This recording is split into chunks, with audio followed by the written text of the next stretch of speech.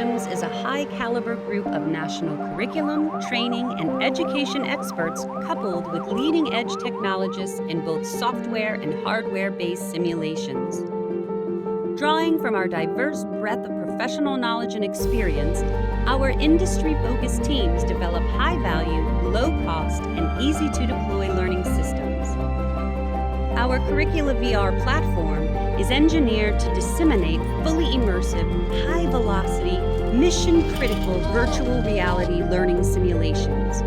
And our programs are optimized to empower students and to provide educators with the data they need to document the achievement of learning outcomes and skill-based competencies.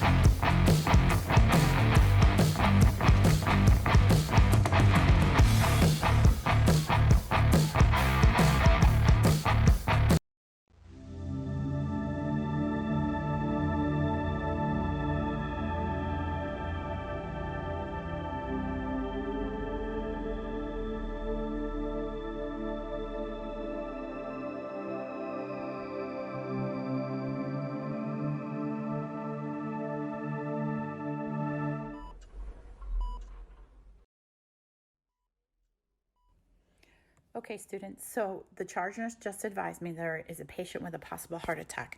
We can stand here and observe what's going on, but we need to stay out of the way because everything is going to happen very quickly. Oh, my chest hurts so bad. It feels like someone is sitting on my chest. Hello, Miss Smith. I'm Natalie. I'm one of the nurses on your treatment team. We are working to help you, but first there are a few things we need to do.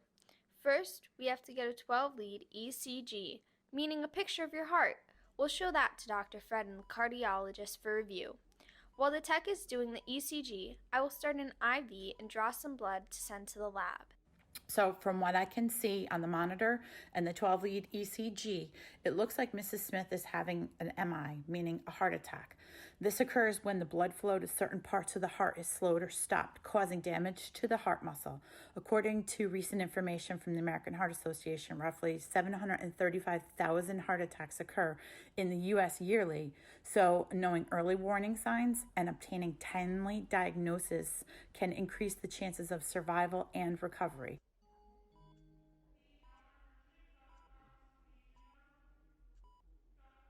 What are some of the early warning signs?